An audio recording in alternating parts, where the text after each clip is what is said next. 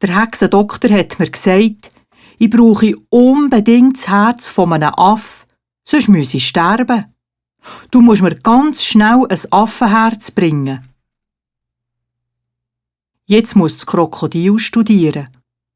Wo um alles in der Welt soll es ein Affenherz herüberkommen. Affen sind doch ganz flinke Tiere, die kann man nicht einfach so fangen.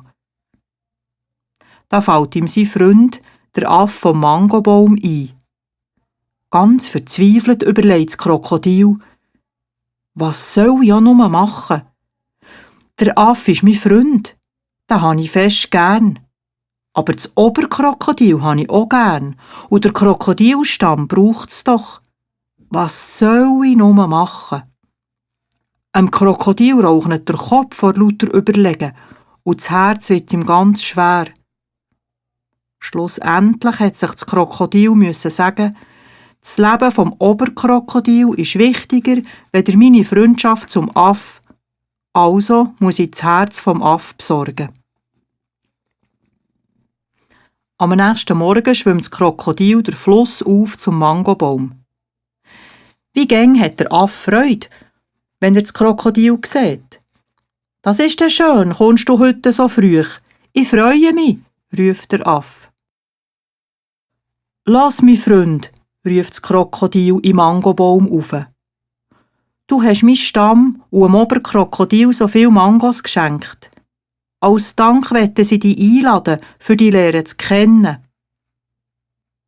Der Affe kratzt sich am Kopf. Ich komme ja gern zu euch zu Besuch. Aber wie komme ich denn zu euch? Ich kann nicht schwimmen. Weisst was? Ruft das Krokodil. Du kannst doch auf meinen Rücken sitzen und so schwimmen wir den Fluss ab. Der Affe ist glücklich. Er turnt vom Mangobaum oben runter und kumpelt dem Krokodil auf den Rücken. Wo sie mitten auf dem Fluss sind, merkt der Affe, dass das Krokodil immer tiefer ins Wasser sinkt. Er bekommt schon nasse Füße. Hey, Krokodil, du darfst nicht weiter sinken, sonst vertrinke ich. Das Krokodil gibt keine Antwort. Das ist ja sein Plan. Es will der Affe im Fluss ertränken. Gegen tiefer sinkt's. Der Affe brüllt verzweifelt. Hör auf, ich bin ja schon ganz nass. Weisst, mein Freund, das Oberkrokodil ist krank. Und für gesund zu werden braucht es ein Affenherz. Und das ist dein Herz. Der Affe wird ganz bleich. Was soll er jetzt machen? Hier, mitten im Fluss. Plötzlich hat er eine Idee. So ruhig wie möglich sagt er, das hättest du mir aber anders sagen sollen. Dann hätte ich dann mein Herz mitgenommen. Weisst du nicht, dass ich mein Herz immer im Mangobaum hänge, wenn ich fortgehe? Komm, kehr um, dann kann ich es holen. Das Krokodil ist sprachlos. Es taucht auf und schwimmt ans Land.